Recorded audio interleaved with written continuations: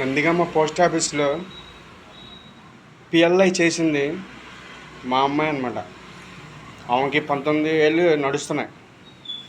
19 ఏళ్ల వయసులో ఒక అమ్మాయి దగ్గరలో ఉన్న పోస్ట్ ఆఫీస్కి వెళ్ళి తన భవిష్యత్తు కోసం ఒక పిఎల్ఐ చేసినప్పుడు, పిఎల్ఐ అంటే పోస్టల్ లైఫ్ ఇన్సూరెన్స్ అనమాట.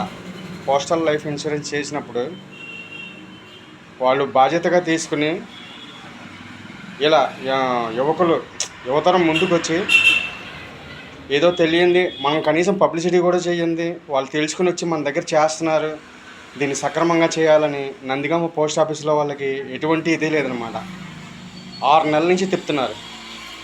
6 నెలల నుంచి 19 సంవత్సరాల అమ్మాయిని కూడా లేకుండా 6 నెలల నుంచి తిప్పుతున్నారన్నమాట.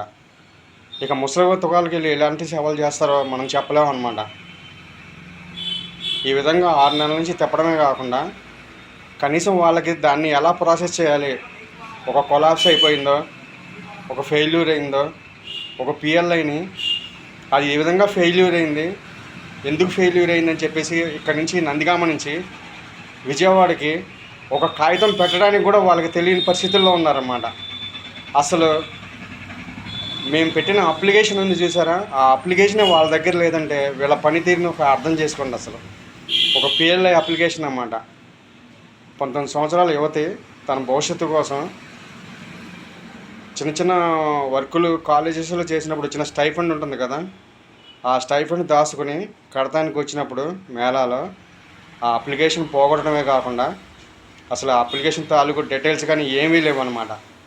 ఒకరి మీద ఒకరు నిందరేసుకుంటారు, ఒకరి మీద ఒకరు ఇచ్చేసుకుంటారు. పరిశీలన కోసం నెంబర్స్ ఇస్తే వాటికి వెళ్ళి చూస్తూ ఉంటారు అన్నమాట. అలాగా మూగ చూస్తూ ఉంటారు అంతే. ఆహా ఆహా అంటుంటారు. అక్కడ లోపల ఇంకో ఎవరో ఉన్నారు, అక్కడికి వెళ్ళండి అంటారు.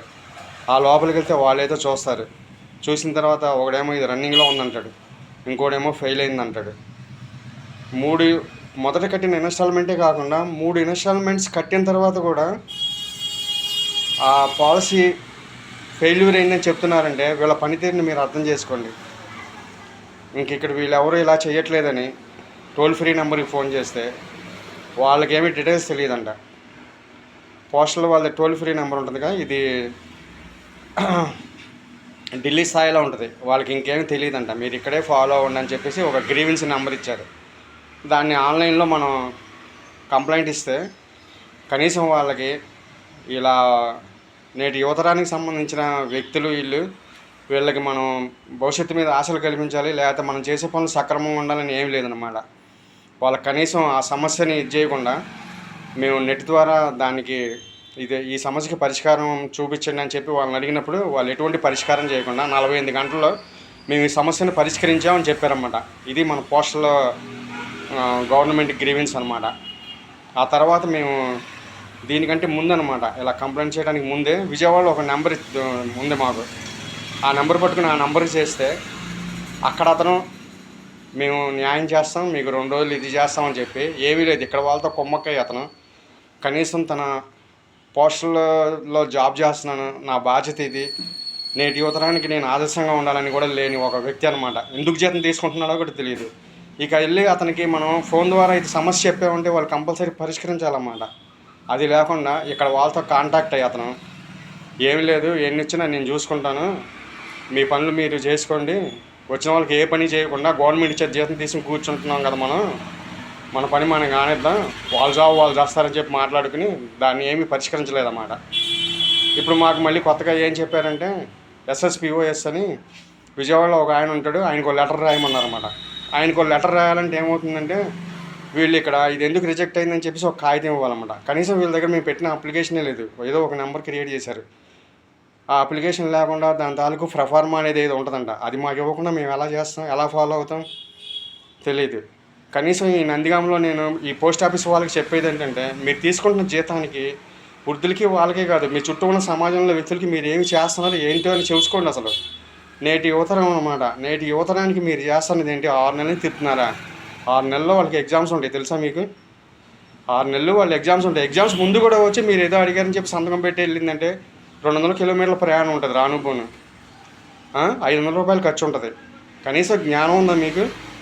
పోస్ట్ ఆఫీసులో కూర్చొని నెల నెల జీతం తీసుకుంటున్నారే, ఒక రోజు జీతం రాకపోతే గోల చేస్తారే, ఒక నెల జీతం రాకపోతే గోల చేస్తారే. కనీసము నేటి సమాజానికి ఉపయోగపడే యువతకి ఏదో వాళ్ళ ఆదర్శంగా వాళ్ళేదో వాళ్ళ సొంతగా తెలుసుకుని వాళ్ళు రూపాయి కష్టపడిన డబ్బులు తీసుకుని మీ దగ్గర పిఎల్ఐ చేస్తే ఆ అప్లికేషన్ ఇక్కడ లేదు అక్కడ లేదు మాకు తెలియదు అని చెప్తున్నారు. కనీసం మీరు ఏమాత్రం ఉన్న జ్ఞానం ఉందా? మనం నేటి యువతకి ఆదర్శంగా ఉండాలని. మీకు అందరికీ వయసులు పెరిగినాయి కదా, మీకంటే చిన్నవాళ్ళు వచ్చి మీ దగ్గర చేసుకుని వాళ్ళకి మీరు ఎటువంటి సర్వీస్ చేయట్లేదే. ఏం జ్ఞానం కూడా లేదా? మీ పిల్లలకైతే మీరు ఎలాగే చేస్తారా? మీ పక్కింటి వాళ్ళకు ఎవరికి వస్తే సమస్యలు ఎలాగే చేస్తారా?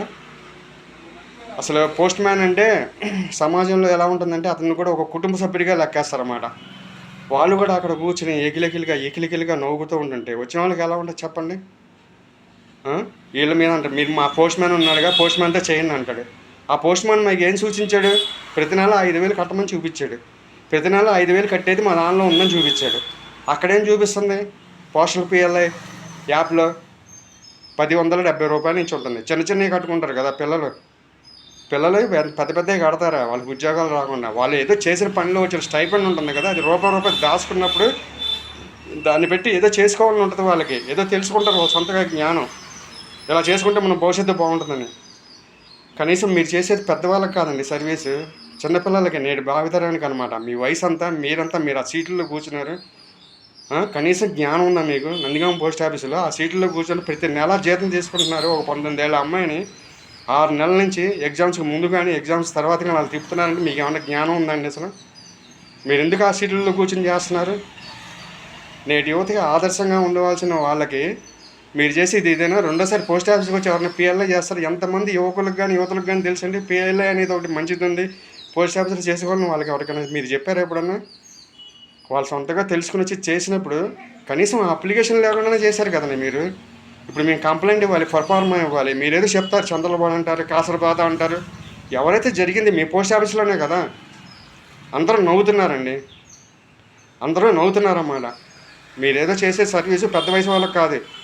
పెద్ద వయసు వాళ్ళు మీ పోస్ట్ ఆఫీస్కి మెట్లు కిందకి పైకి దిగాలంటే చచ్చిపోతారన్నమాట. కనీసం అసలు వచ్చిన వాళ్ళతో కనీసం మంచిగా మాట్లాడేది కూడా లేదనమాట. మేమేమన్నా మీకు కక్షతో మేమేమో మీకు శత్రువులం కాదు కదా. ఎప్పుడో ఒకసారి వచ్చే ఉత్తరాలు, ఆ ఉత్తరాలు తీసుకొచ్చి మాకిస్తారు. ఇంకంతకంటే మీరు చేసేది కూడా ఏమీ లేదనమాట. ఒక పిఎల్ఐ అంటే మీకు చేసినందుకు మాకు ఇంత సమస్య పెట్టి మమ్మల్ని ఇంత ఇది చేసి మమ్మల్ని ఇంత మనోవేదనకు గురి చేస్తున్నారు. కనీసం జ్ఞానం ఉందండి మీరు తీసుకునే జీతానికి? ఒక చిన్న యువత అనమాట, తన ఎగ్జామ్స్ మధ్యలో కూడా వచ్చి మీరు కావాలంటే సంతకం పెట్టిందండి. దానికి మాకు 500 ఖర్చు అయింది. 200 కిలోమీటర్ల ప్రయాణం ఉంటుంది రానుకోను. మళ్ళీ వెంటనే మరుసటి రోజు ఎగ్జామ్ రాయాలి. ఫస్ట్ పిఎల్ఐ అప్లికేషన్ పెట్టాం, ఆధార్ నెంబర్ ఏదో లేదని చెప్పేసి మళ్ళీ దానికి ఆధార్ నెంబర్లు పెట్టాం. మేము మాకు సంబంధించిన వాళ్ళు కాదంటారు. వాళ్ళకి జీతాలు ఎలా ఇస్తున్నారు మీరు? మీకు సంబంధించిన వాళ్ళు కానప్పుడు మీరు బాధ్యత తీసుకుని చేయాలని లేదా మీకు? కనీసం ఆలోచించండి. మీరు తీసుకునే జీతానికి మీ తల్లిదండ్రులు ఎంత మురిసిపోతారు. మీరు పోస్టల్ దానిలో కూర్చొని జాబ్ చేస్తున్నాము, మా పిల్లలు ఆహా ఓహో అని అనుకుంటారు. కానీ మీరు అలా చేస్తున్నారని తెలిసి వాళ్ళు కూడా సిగ్గుపడతారు. వాళ్ళకి ఎంత వయసు ఉంటుందని? పెద్దవాళ్ళే కదా వాళ్ళు మీకంటే.